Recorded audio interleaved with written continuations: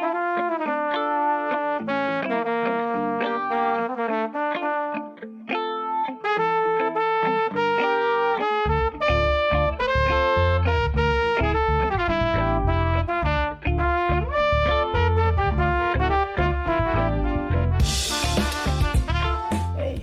welcome back to First Thursdays at the Gallery at the Belmont Media Center. I'm happy to tell you we have two esteemed artists who work in collaboration and individually, Bob Smith, also known as Smitty, and Nick Wyneken. And I'm here with Nick, and we're taking a look at one of his favorite pieces called Captain Bellamy. Mm-hmm. So first I'm going to ask you, who was Captain Bellamy and what does he mean to you? Captain Bellamy was one of the most successful pirates of the Spanish Main. He was well respected among other pirates because he always shared the loot. He was always bold enough to go after, bigger boats. The bigger the boats, the bigger the prizes. At one time, he took a merchant ship with a guy named Captain Beer, and they were a little disappointed because all that was on board was nails and salt, and usually the pirates wanted rum and goodies and chocolate or even mostly wine. They liked wine, and but he was he didn't really torture or try to kill anybody. He tells them, "Why don't you join us? Join us." And and that guy, Captain Beer, was very says, "I would rather I'd rather empty out the Queen's little crock pots or whatever than join it." The guy then he gave him holy hell about it. He said he said, "You think you people are any better? You guys are just legal thieves. We actually are pretty democratic." But what happened? He was the guy that the boat sunk out in the Cape. That was the widow that everybody knows about these days. The widow that's under all this kind of archaeological contention over who gets the rights to dig it up. But his ship sunk there during a big storm, and most of the crew drowned except for maybe 6 guys that survived, and then they were arrested. They were brought to Boston where they were tried, as I can remember, and maybe what was this, Cotton Mather came in and tried to get them to reform. They just told them, piss off, get out of here. And they executed them, and right in Boston, someplace, I don't know where, but when Blackbeard heard about it, he was a close friend of him. He organized a whole fleet of all the pirates all around that were going to come in and punish Boston. But he died before that happened. Too bad. I know, so I always wondered, what would history have been like if Blackbeard's attack on Boston to punish them for executing these 3 guys, and then, I always wondered, how many Bostonians would have joined the cause? Please tell us a little bit about your technique. I see that it is on wood, but say more about how you execute. I found a way of soaking this wood, whatever time I find, in like these vats of wine, because sometimes we have the gallery openings and I don't like wine, so if there's anything left over, I pour it in the vats, softens it up. You just you can do good, crazy good scraping on things like that, and they kind of talk to you as you go in a little bit, things. Oh, it looks like that would be a good hat. And things like that. The expression just comes out probably because of the way the knife goes, and then they have an attitude after that. It's inscrutable. You take on a life of their own. Maybe he's on. Oh boy, there's a storm coming. Now, tell us a little bit about Emmett Dalton and Bill Doolin. Are they local as well, or where are they from? What period are they from? Bill Doolin and Emmett Dalton were cousins. They were bank robbers in the 1880s or 90s, I can't remember. But the interesting thing is when outlaws were caught in those days, instead of mugshots, they would give them haircuts and give them really nice clothes because the photographers wanted to put that in their portfolios. So you get these guys with sad faces are going to be ready to be executed, or they have no idea what their future is. But the first time in their lives, they're dolled up, they have ties. So I found the photographs and I just tried to, carve it from their faces. He actually was the only guy that survived of this gang of outlaws that were killed in Coffeyville, Kansas, I think. They think he might have been tipped them off or something, but he went to prison for a while, came out, and it's so weird, back in those days, it seemed like they never tried to retrieve the loot, because he went to California, bought a ranch out there, and it was like, where did he get the money? And later on, he was like an advisor to the early silent cowboy movies. Oh, cool. And he supposedly was in a cowboy movie where he plays himself, but I can't find it anyplace, Yeah. Yeah. So that's them. Emmett Dalton, Midwestern outlaws, Bill Doolin, cousin. Okay, I know you have a couple mythical figures, but your other portraits, are any of them on this side of the law? They're presidents, and that's what I was always been fascinated with, the presidents. Who'd want the job? George Washington didn't want it. Andrew Jackson was the first populist. He was, Ulysses Grant was amazing. He was with Zachary Taylor during the Mexican War, and he was like opposed to it, but he was, he did his job. He wrote these, he's an amazing guy. And Herbert Hoover, I put him in there because he actually looks like him when it came out. He was not finished, but I think he was an overly maligned. He got blamed for. I think he got screwed. He got screwed. He got blamed for the Depression when he actually was one of the guys that fought in his own party to have aid to Europe after World War I. Nick, you've given us a great history lesson already. It's fascinating. Tell us about these two female deities. Medusa, we all know about her. I can't think of anything new that anybody doesn't know about her. I think she was disturbed, wasn't she? Something was bothering her, so she turned people to stone. Who knows? All kinds of. But she's fun to draw. But there's the one I like, Bridget. She was the goddess, Celtic goddess, pre-Christian goddess that they all worshipped. She had pools that people went to dip into, and they would feel, they'd feel healed again. She she gave warriors courage, and she was very benevolent for the most part. And when the Christians came in, they couldn't erase her, so they made her into a saint. But she was always, Bridget. So now we are here with Bob Smith, aka Smitty, and Minimum Wage Art.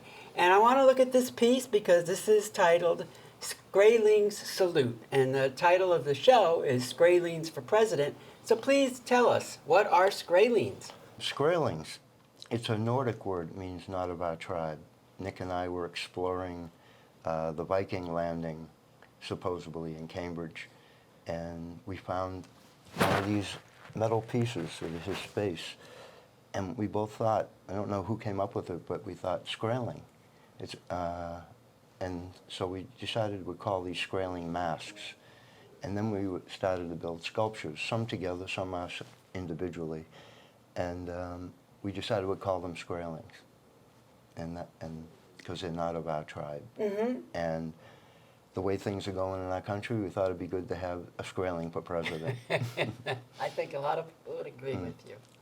Okay, Smitty, so we were talking to Nick about his portraits, and here we have one of your portraits. Tell us about Ray's Last Horse. So this is my latest piece, and there's a wooden bowl under there covered with plaster and a lot of layers of paint, and I made it because I lived with this old man in New Mexico, and this was his last horse. Wow. That's why it's called Ray's Last Horse. I met him in '78 and lived with him in a cabin in New Mexico.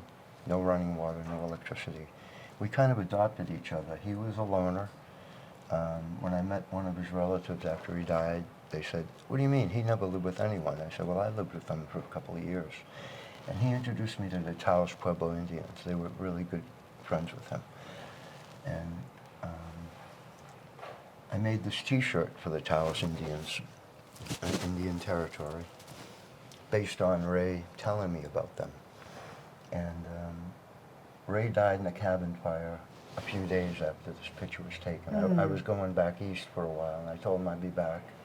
And I was hitchhiking with my dog in the winter all the way back east. And then I got a letter from his brother telling me that the cabin burnt down with him in it. Oh my God. Yeah. So it means, this piece means a lot to me, and that's the last picture. So the photograph's old and the piece is new. Yeah. It lives with you. Yeah. Yeah. Nick and Smitty, both of you are individual artists with very powerful work, and then you've come together to do some collaborations. Could you tell me how you came together to collaborate, what the philosophy was that brought you together, and the philosophy that resulted in these graphic works? Well, we met at Piano Dave's.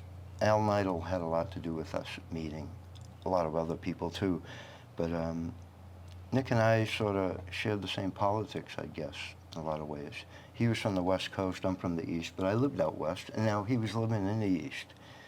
So We had a lot of road trips, hitchhiking experiences that we just keep repeating and embellishing upon over the years.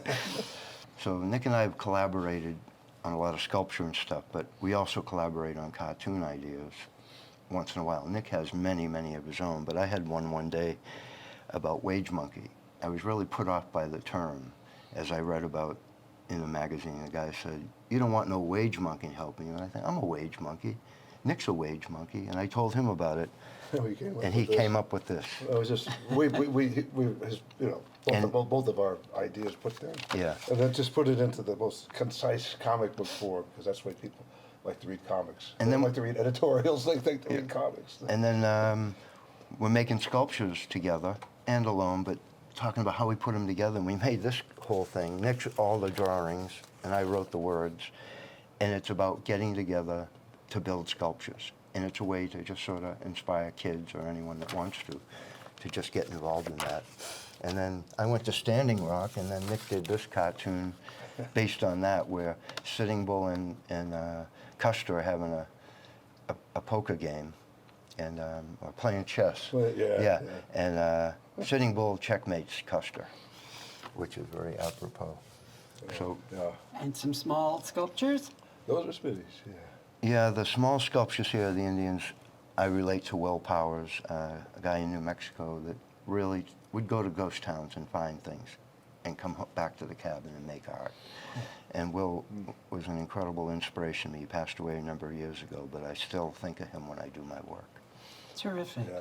Speaking of passing away, this got started with my old friend, Smitty's friend Dave Kemet, because we got ripped off by this landlord one time, so we were homeless for a while, so we made these characters that were like from time traveling that just had no idea how to deal with the 20th century, whatever. It's a century. king, right? The king And a Viking. Viking. The whole origin story is in good crack number 4. Yeah.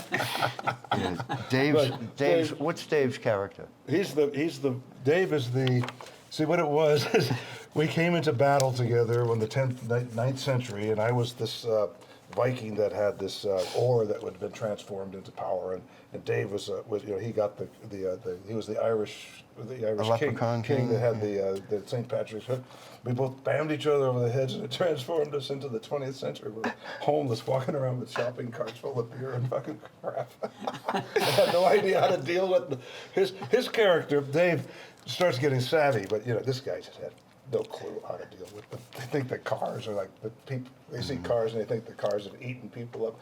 Look at this! Oh, we've got to liberate those, you know, those poor people inside the car. So, Well, and if you hang out with Nick, you end up in his comic strip. He did one about me being transported in my car Smitty's in this one. He stars in this one. to Andrometric. I meet aliens on a spaceship, and I'm under the idea that they want me to help fix the spaceship when really all they wanted was my car. I see. But- I see. And they kept this a secret from me for a long time, and then when it came out, someone was telling me, they did a comic strip about you. Wow. It was pretty. Yeah. Wow. Well, Piano So Days it's was called great. Mr. Smith Goes to Andromeda. Do you feel, as political artists, that your work is relevant today, the 21st century, 2024? Things done maybe 30 years ago still apply today? I think just the act of creating in the world has always been take some courage, and sometimes you feel like, what's the reason? And you don't know, but you're working things out. And I think good things come out of art for anyone. It's not being afraid to explore your unconscious and realize you have so much in common with other people. But then you run into people like I do. I had this big sculpture of a rhinoceros made out of records, and it's called the Black Vinyl Rhino. And as I was delivering it in Harvard Square, a woman came up in my face and said, "Are you trying to say something with this?" And my answer was, "Whatever you see." Because you got to leave it up to the viewer what it means to them, but it definitely means something. Nick? Well, I don't ever. I mean, I have definitely political, views stuck in the, way back machine. But the thing is, it's usually it's not intentionally trying to preach something. It's just it's incidental. It's there. Everything that you do, it has. That's like I say, history goes on. It has nobody's learned anything from it. They don't read yesterday's paper. It's just. Well, I want to thank my two blue-eyed artists for their erudition and for their artwork, and so generously sharing it with us here at the gallery at the Belmont Media Center. The work will be on view until the end of June. Please come by for a very stimulating show. Thank you.